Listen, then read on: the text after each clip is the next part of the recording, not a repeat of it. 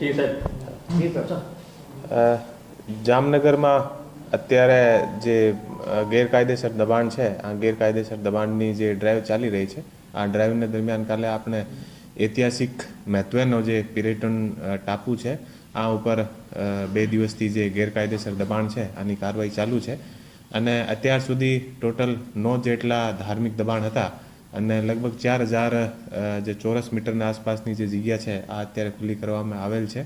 અને આજે હું આપને કહી દઉં કે જે પિરેટન જે ટાપુ છે આપણા દેશ માટે બહુ ઇમ્પોર્ટન્ટ ટાપુ છે. અને પિરેટન જે ટાપુને આસપાસ લગભગ 5 જેટલા આપણા એસપીએમ કાર્યરત છે. અને એ જે એસપીએમ છે આ એસપીએમમાંથી એક જે ભારત ઓમાન અને બીજા પણ જે ત્યાં એસપીએમ છે આમે લગભગ દેશનો 60% જેટલો જે ક્રૂડ ઓઇલ છે આ ક્રૂડ ઓઇલ પણ આને માધ્યમથી આપણે દેશમાં સપ્લાય થાય છે.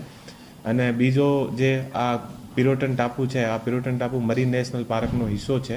અને ત્યાં કોરલ અને બીજા ઘણા બધા જે સમુદ્રી જીવ છે ત્યાં હોય છે.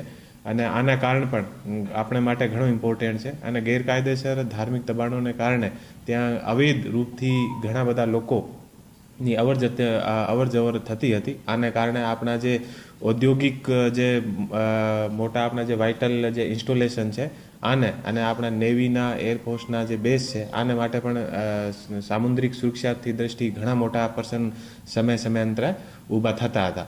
અને આ પ્રશ્નોને ધ્યાનમાં લઈને અને વન વિભાગ સાથે મળીને અને આ કાર્યવાહી કરવામાં આવેલ છે. અને જે પણ આપણે સમુદ્રી સુરક્ષાને લઈને આપણે દેશની જે એકતા અને અખંડતાને પ્રભાવિત કરવાવાળા કોઈ પણ વસ્તુ હોય અને આપણી જે એનર્જી જે સિક્યોરિટી છે આને પ્રભાવિત કરવાવાળી જે વસ્તુઓ છે આ ઉપર અત્યારે સરકાર દ્વારા કડકાઈથી કાર્યવાહી કરવામાં આવે છે.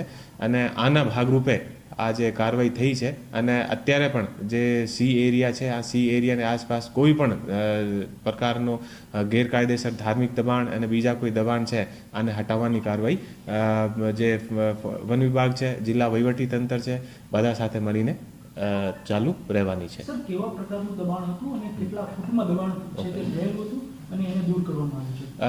આપને બધાને ખબર છે કે પિરોટીન એક ઐતિહાસિક ટાપુ છે અને બહુ ઇમ્પોર્ટન્ટ છે. અને આપણે જામનગરનો એક પ્રતીક ચિહ્નના રૂપમાં પણ પિરોટીન છે. આના ઉપર 9 જેટલા ધાર્મિક દબાણ બની ગયા હતા. અને આ દબાણને લગભગ 4000 વર્ગ મીટરની આસપાસની જગ્યાને કવર કરી લીધી હતી.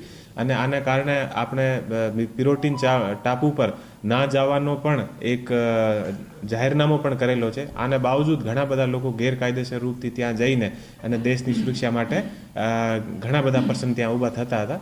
તો એ દબાણો દૂર કરવામાં આવેલ છે.